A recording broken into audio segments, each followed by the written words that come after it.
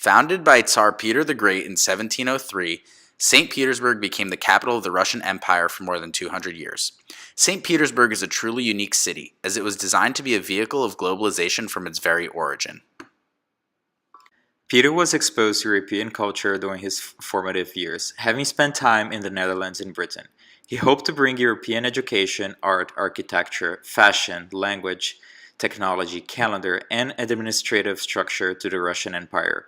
Even the city's name is derived from Dutch and German nomenclature. St. Petersburg was built as a window to Europe, with a specific location chosen to mimic the canals and design inspired by Venice and Amsterdam.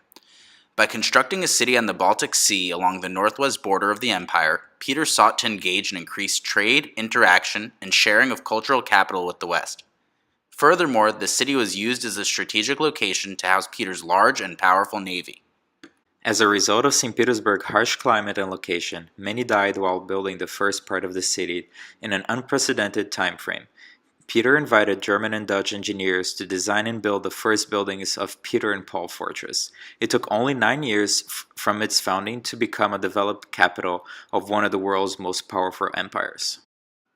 As evidenced by this historical photo, the Europeanization of Russia was so pervasive that Peter decreed all noblemen to cut off their beards to look more like their European neighbors, heavily taxing those who refused to shave or dress in current European fashions.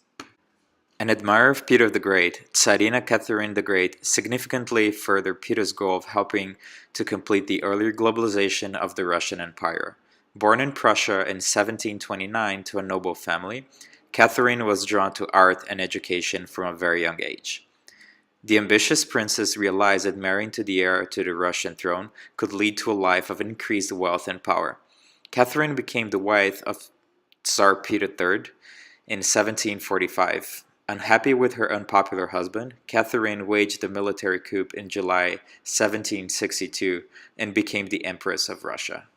Due to Catherine's interest in foreign art and culture, she founded many museums, such as the Hermitage, and organizations to foster European culture into Russia.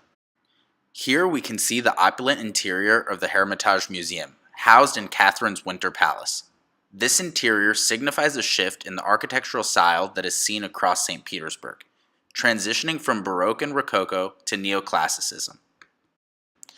In 1768, she founded the Society for the Translation of Foreign Books into Russian, furthering Russia's access to international educational resources. One of her many major reforms was a new code of laws inspired by Montesquieu and Beccaria, pioneering a legal system based on European ideologies. An extremely well-educated woman, Catherine spoke German, French, and Russian. She patronized many forms of art, including painting, music, ballet, and opera. St. Petersburg had become one of the major influential cultural centers of the world. Catherine founded the Hermitage to house her enormous collection of European paintings and foreign art, currently comprised of over 3 million items. During her reign, education also reached new heights, with frequent visits from renowned philosophers of the French Enlightenment, such as Voltaire and Rousseau. As a result of the 18th century Tsars, the Russian Empire absorbed many elements of European culture, especially with regard to art and architecture. St. Petersburg's Mariinsky Theater, opened in 1860, is one of the world's most famous and historic theaters of opera and ballet. Through the latter forms of art, modern-day Russians and tourists alike are able to experience classical and contemporary masterpieces from internationally renowned composers and performers.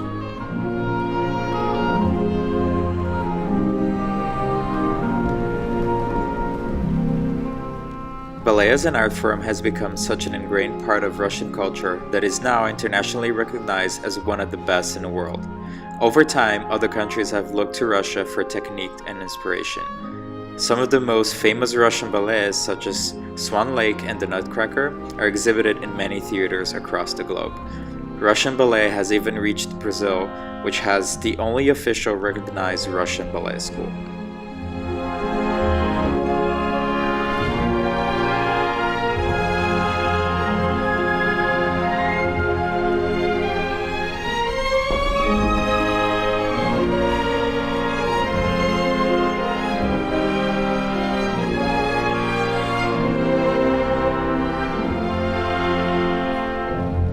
Did Peter and Catherine achieve their goal of creating a global city? Here are some of St. Petersburg's most famous landmarks, showcasing its international architectural diversity. The St. Petersburg Mosque was built in 1913 with an Uzbek-inspired design. The Singer Building, previously home of the American Sewing Machine Company, was built in the Art Nouveau style in the early 20th century. Narva Triumphal Gate, which resembles the Arc de Triomphe in Paris, is a monument to the Russian victory over Napoleon. Kazan Cathedral was modeled after Rome's St. Peter's Basilica, which has Roman Catholic architecture. Peter Gough, the Summer Palace, is a UNESCO World Heritage Site and incorporates designs inspired by Versailles with other French, German, and Swedish influences.